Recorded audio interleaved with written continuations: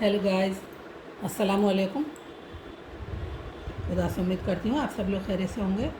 तो गाइस चलिए चलते हैं अपनी उर्दू कवायद की जानिब। और ये हमारा है पार्ट 2, जो हमने इसमें बताया था कि इल्म बयान और इल्म उरूज सेकंड पार्ट में है। तो ये इल्म बयान और इल्म उरूज की बुक है। और इल्म हिज्जा, इल्म सिर्फ, इल्म नहव हमने पढ़ा दी थी।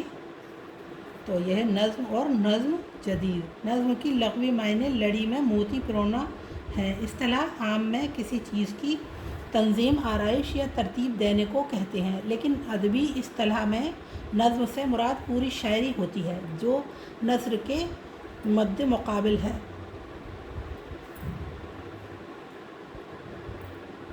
नज़्म में सिवाय गज़ल के वो तमाम असनाफ़ सख़न शामिल हैं जिन पर कलाम मौजू होने का इतलाक़ होता है।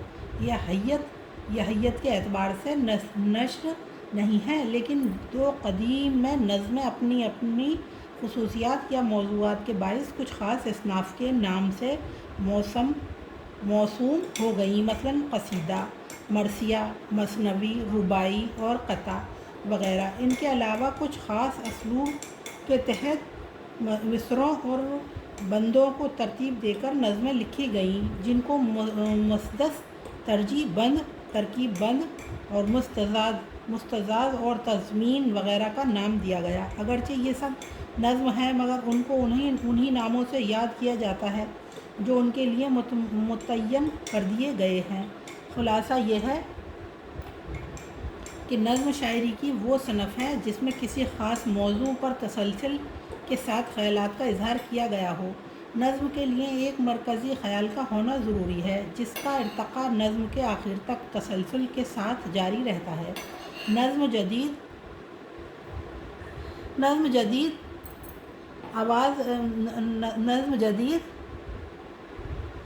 जदीद व बदलते हुए हालात के तहत जैसे जैसे सियासी, समाजी, तहज़ीबी और तालीमी तब्दीलियाँ ज़हूर में आईं, वैसे वैसे नज़्म के रिवायती असलूब और मौजू में भी तब्दीलियों की ज़रूरत महसूस हुई। चुनांचे नज़्म के इस नए असलूब को नज़्म जदीद के नाम से याद किया गया। गुज़िश्ता 100 सालों में नज़्म जदीद की मकबूलियत रोज़ बरोज़ बढ़ती जा रही है। इसकी वजह शायद यह है कि इसमें ज़िंदगी के मौजूदा हालात, जज्बात, मसाइल और एहसासात की आसान लफ्ज़ों में सच्ची तर्जुमानी की जाती है। जदीद नज़्म की तारीफ़ डॉक्टर कमर रईस ने इस तरह की है। फ़नी साख्त के एतबार से नज़्म जदीद वो नज़्म कही जाएगी जिसमें शायर ने शायरी की कदीम इसनाफ़ के बंधे टके ज़ाब्तों का पाबंद ना रहकर किसी मुसलमा और मानूस या नई और अछूती हैयत में अपने तजर्बात और ख़यालात को रब्त व तसलसल के साथ पेश किया हो। नज़्म के लिए किसी हैयत या मौजू की क़ैद नहीं है। किसी भी हैयत में कोई भी मौजू नज़्म का मौजू हो सकता है। नज़्म जदीद को हैयत के लिहाज से 3 बड़े हिस्सों में तकसीम किया जा सकता है। वो नज़्म जिसमें हैयत के एतबार से कुछ रिवायती असनाफ़ या उसलूब की पाबंदी की गई हो, लेकिन इसमें बहर के इस्तेमाल और काफ़ियों की तरतीब में मुकर्रर उसूलों का लिहाज रखा गया हो, ऐसी नज़्म को पाबंद नज़्म कहते हैं। मसलन मरबा, मुरबा, मुखमस, मुस्तस, तरकीब बंद, तरजीह बंद, गीत और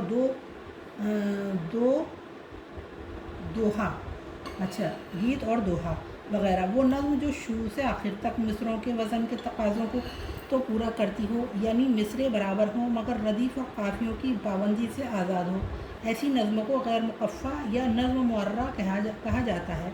वो नज़्म जिसमें वज़न, काफ़िया और बहर के रिवायती उसूलों के पाबंदी न की गई हो, यानी इन सब पाबंदियों से जो नज़्म आज़ाद हो उसे हम आज़ाद नज़्म कहते हैं। इसके मिसरे छोटे बड़े होते हैं, मगर इसमें भी नए असलूब के तहत एक ख़ास किस्म की शायरी वज़न को बरकरार रखा जाता है। नज़्म को शोरा में नज़ीरा, अकबर आबादी, मोहम्मद हुसैन आज़ाद, हाली, इस्माइल मेरठी, इकबाल, जोश, एहसान, दानिश, अख्तर, शेरानी, मिजाज, फैज़, जज़बी, सरदार जाफ़री, जानिसार अख्तर, साहिर, लुधियानवी, अख्तर اختر الایمان اور میراجی کے نام قابل ذکر ہیں۔ یہ سب شاعر ہیں، شعراء۔ اصناف سخن، اقسام نظم۔ نظم کی لغوی معنی موتی پرونے کی ہیں، لیکن اصطلاح میں کلام موضوع کو کہتے ہیں۔ کلام موضوع سے مراد شعر ہے۔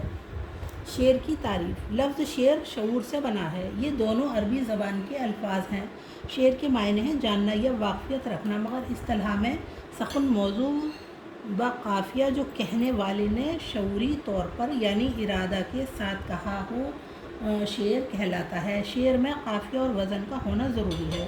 شعر کہنے والے کو شاعر اور اس کے کلام یا تخلیق کو شاعری کہتے ہیں۔ شاعری کی مختلف قسمیں ہیں جن کو اصناف سخن بھی کہا جاتا ہے۔ حیت و موضوع کے اعتبار سے خاص اصناف سخن حسب ذیل ہیں۔ غزل۔ غزل کی تعریف۔ غزل کے لغوی معنی عورتوں سے بات چیت کرنے اور ان کے حسن و عشق کا ذکر کرنے کے ہیں۔ اصطلاح میں اشعار کے اس مجموعے کو کہتے ہیں جس میں عاشقانہ مضامین کا بیان ہو، لیکن حسن و عشق کے مضامین کے علاوہ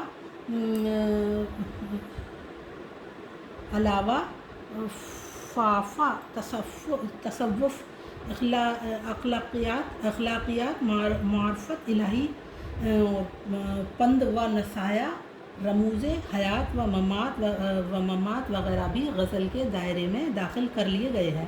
غزل کی خصوصیات۔ غزل کا پہلا شعر مطلع کہلاتا ہے، جس کے دونوں مصرے ہم ردیف اور ہم قافیہ ہوتے ہیں۔ باقی اشعار فرد کہلاتے ہیں، جس کا مصرع ثانی مطلع سے ہے، ہم قافیہ و ہم ردیف ہوتا ہے۔ عموماً غزل میں ایک مطلع آتا ہے، لیکن اس سے زائد بھی ہو سکتے ہیں، مطلب زیادہ۔ مطلع اول کے فوراً بعد جو مطلع کا شعر آتا ہے، اس کو حسن مطلع یا زیب مطلع کہتے ہیں۔ بعد میں آنے والے مطلع و ترتیب مطلع ثانی اور مطلع ثالث کہلاتے ہیں۔ غزل میں اشعار کی تعداد کم از کم 3 یا 5 سے لے کر زیادہ سے زیادہ 25 تک ہوتی ہے۔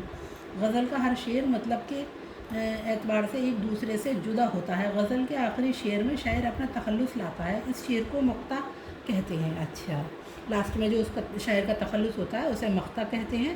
تمام اصناف سخن میں صنف غزل کو یہ فیض حاصل ہے کہ وہ ہر دور اور ہر خاص و عام میں مقبول رہی، دیگر اصناف کی طرح اس پر زوال نہیں آیا۔ اردو ادب میں غزل گوئی کے لیے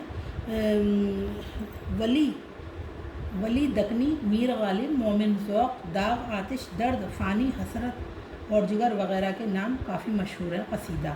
قصیدے کی تعریف۔ تو آپ آگے قصیدے کی تعریف کل سنائیں گے اور وہ سمجھائیں گے آپ کو۔ اور یہ ہے آج کا ہمارا نظم اور نظم جدید۔ تو گائز امید کرتی ہوں آپ کی سمجھ میں آ رہا ہوگا، اور کمنٹ سیکشن میں بتائیں آپ کی اگر سمجھ میں نہیں آئے کچھ تو گائز سبسکرائب ضرور کیا کریں، لائک کریں، شیئر کریں، کمنٹس کریں۔ اسی کے ساتھ گائز اللہ حافظ۔